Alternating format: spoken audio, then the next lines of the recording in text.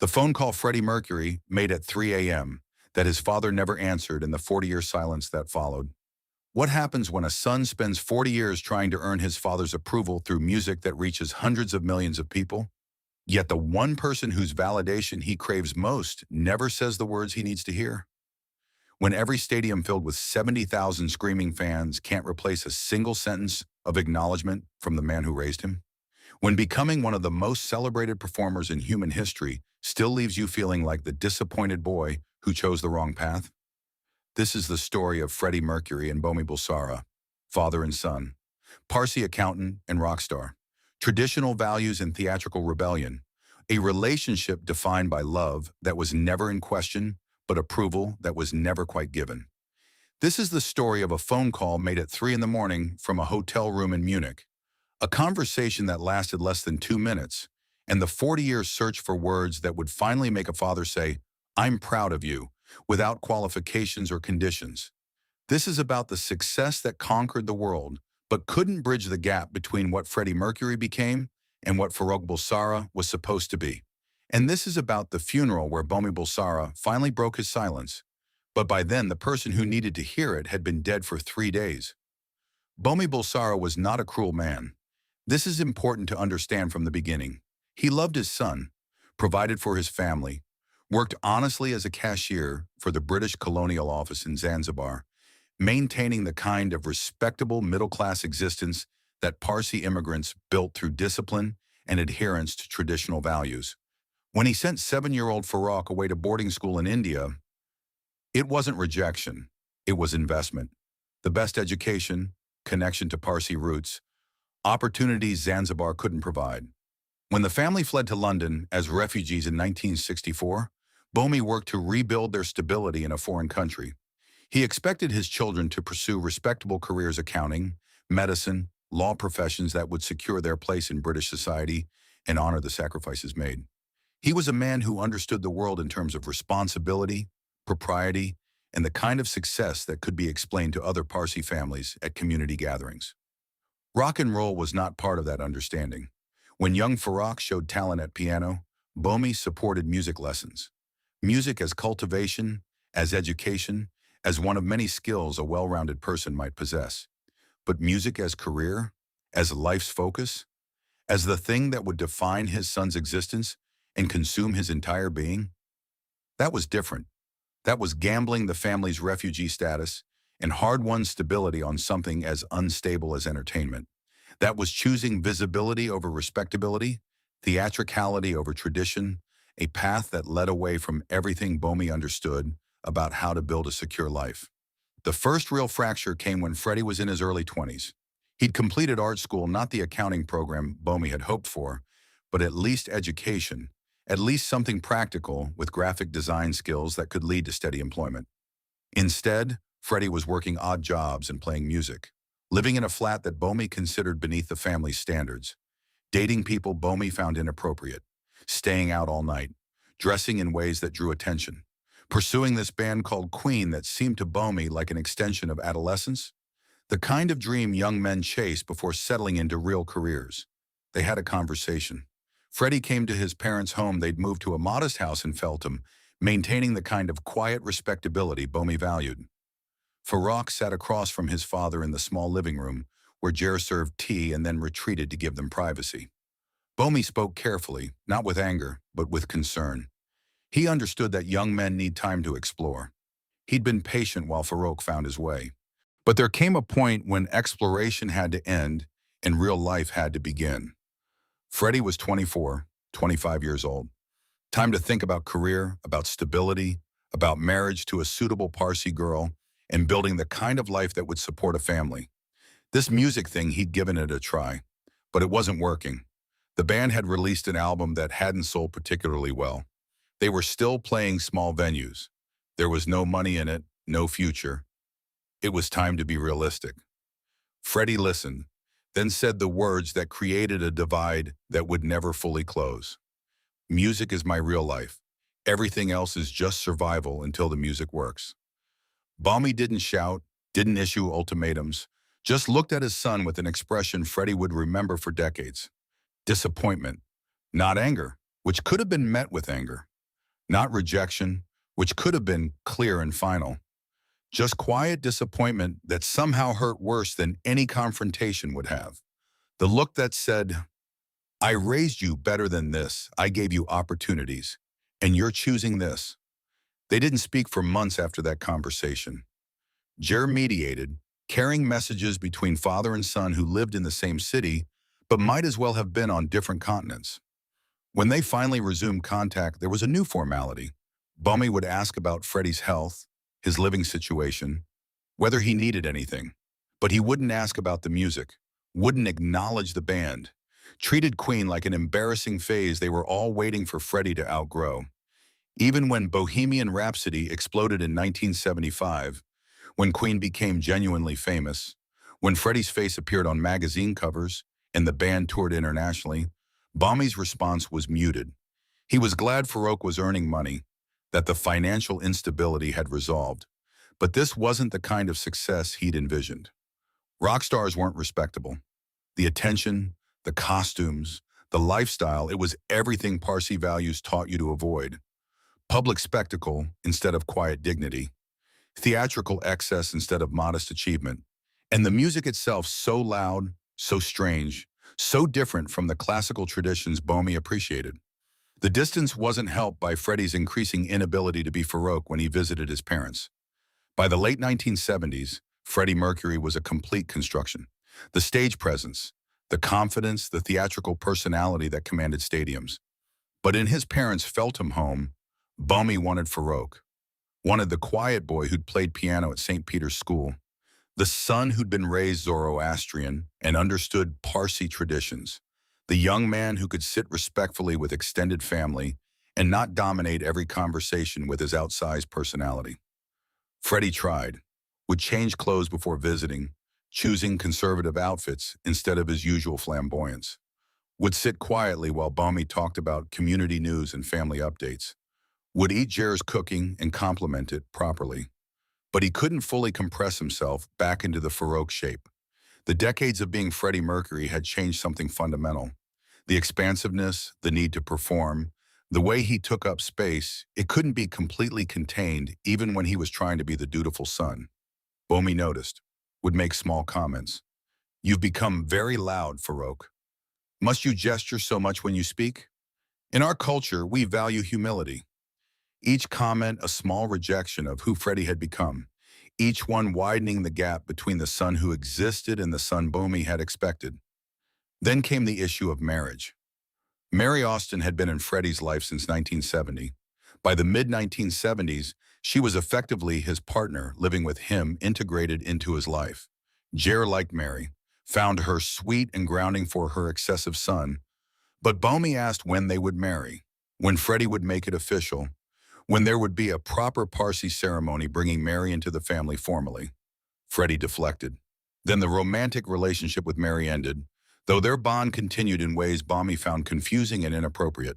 Why was Freddie still so close to her if they weren't going to marry? Why was he not finding another suitable woman? Why as he approached 30 and then past it, was there no wife, no children, no family being built? Bomi didn't ask directly about Freddie's sexuality, didn't confront the increasingly obvious reality of his son's relationships with men. But his silence on the topic was its own kind of statement. The refusal to acknowledge meant the refusal to accept. Freddie never came out to his father explicitly, never sat him down and said the words, but he stopped hiding, stopped pretending, brought partners to family gatherings occasionally, introducing them as friends, but making the relationship clear through proximity and familiarity. Bomi would greet these men politely, offer tea, make small talk, then never mention them again. Would ask Freddie when he was going to settle down as if the relationships Bomi witnessed didn't count, weren't real, were just another phase of the excessive lifestyle his son had chosen. The 3 a.m. phone call happened in 1985. Queen had just performed Live Aid, the performance that revitalized their career. That reminded the world why they mattered. That gave Freddie one of his greatest professional triumphs. 72,000 people at Wembley Stadium. Nearly 2 billion watching worldwide. 20 minutes that demonstrated Freddie Mercury's absolute command of massive audiences. The performance that would be studied and celebrated for decades. Freddie was in Munich a few days later, still riding the high of Live Aid's success. Unable to sleep, adrenaline and emotion keeping him awake at 3 in the morning in a hotel room. He'd been drinking, not drunk but loosened. And in that state, he did something he almost never did. He called his father. The phone rang in Feltham at 3 a.m. London time. Bommy answered, voice heavy with sleep and concern because who calls at this hour except with emergency news? Papa, it's Farouk. Freddie's voice probably too loud, too emotional. The performance, high still coursing through him. Did you watch Live Aid? Did you see it? Bommy had watched. Jer had insisted they turn on the television. They'd seen their son commanding Wembley Stadium. Watched him move 72,000 people like an orchestra conductor. Yes, we saw it. Bommy's voice careful, waiting to understand where this midnight call was going. And Freddie asking the question he'd been asking in various forms for 20 years. What did you think? The silence on the other end lasted long enough that Freddie wondered if the connection had dropped. Then Bommy spoke. It was very loud. So many people. I hope you're being careful with your voice. That was it.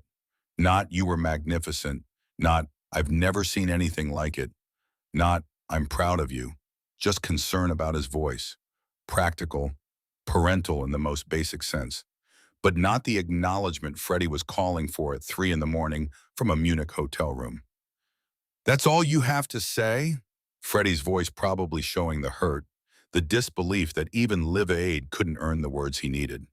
I wanted you to know that what you saw, he was trying to explain, trying to make his father understand the magnitude of what had happened, the global impact, the way he'd moved billions of people.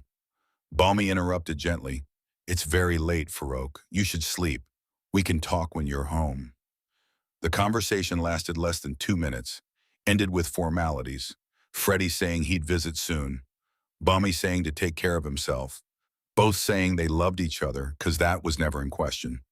But the thing Freddie called for the acknowledgement, the pride without qualifications, the sense that his father finally understood and accepted what he'd become that didn't happen.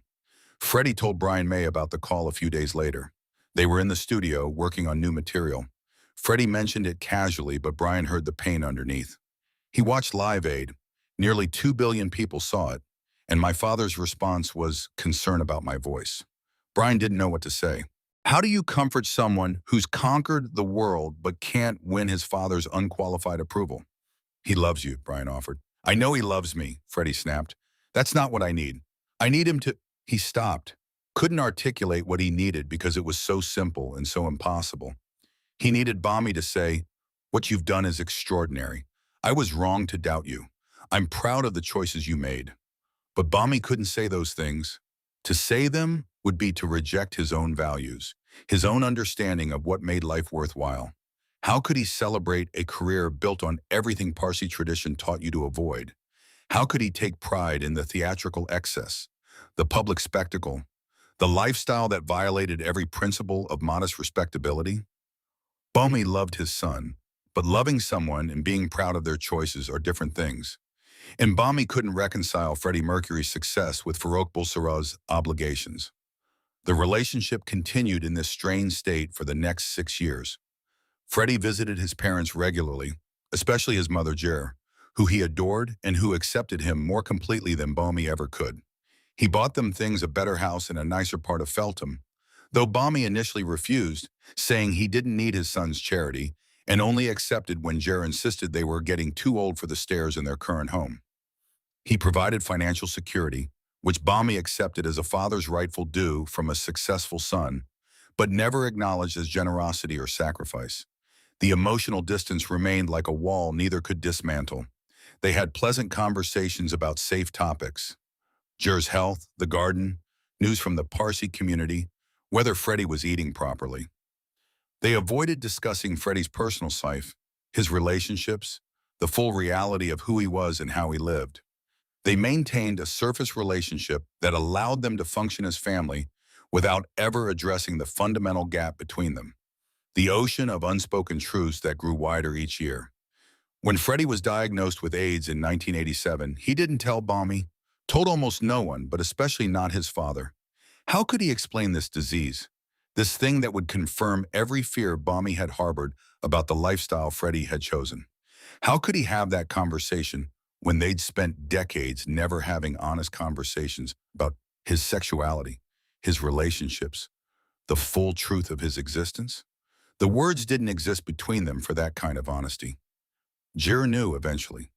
Mothers always know. She saw her son deteriorating, the weight loss, the exhaustion, the way he moved like someone whose body was betraying him, and understood even before he confirmed it in a quiet conversation where they both cried, and she held him like she'd held the 7-year-old Farouk leaving for boarding school. But Balmy either didn't allow himself to see or successfully avoided acknowledging what was becoming obvious to everyone else. Even when Freddie's appearance changed dramatically, when the weight loss became impossible to ignore, when the man who'd commanded Wembley Stadium could barely walk up the stairs to his parents' home, Balmy treated it like any other health concern. Asked if Freddie was seeing doctors, getting proper treatment, if he needed anything, but didn't ask the real questions because the answers would require acknowledging truths they'd spent decades carefully not discussing. Freddie's last visit to his parents' home was in early November 1991. He was very ill but still mobile, though it took enormous effort, still maintaining the fiction that this was manageable, that he'd recover, that death wasn't standing in the doorway waiting. He sat with Balmy in the same living room where they'd had that conversation 25 years earlier about giving up music and choosing a respectable career. Balmy was in his early 70s now, still formal, still proper, maintaining the Parsi dignity that had defined his life. But age had softened some of the rigidity. He looked at his son so thin, so obviously failing, skin stretched over bones, eyes enormous in his wasting face, and for a moment seemed about to say something real. Something that acknowledged the truth of what was happening and what had happened over the past 40 years of distance and disappointment and love that couldn't find words. Freddie waited, barely breathing, hoping that maybe now, maybe finally, his father would say what he'd spent his entire life needing to hear. But Balmy just patted his hand gently and asked if he'd eaten enough, if Jer had made sure he'd had proper food, if the doctors were giving him good care. The moment passed like all the others had passed. The words stayed unspoken. When Freddie left that day, hugging his mother longer than usual, holding her tight enough that she understood this might be goodbye, though neither said it, Balmy stood in the doorway watching. Jer said later that after Freddie's car disappeared down the street, Balmy stood in that doorway for several minutes before coming back inside. That he sat down heavily in his chair and said quietly, "He's not going to get better, is he?" It wasn't really a question. Jer didn't answer. They both knew. They sat in silence, holding hands, while the afternoon light faded and the truth they couldn't speak settled over them like dust.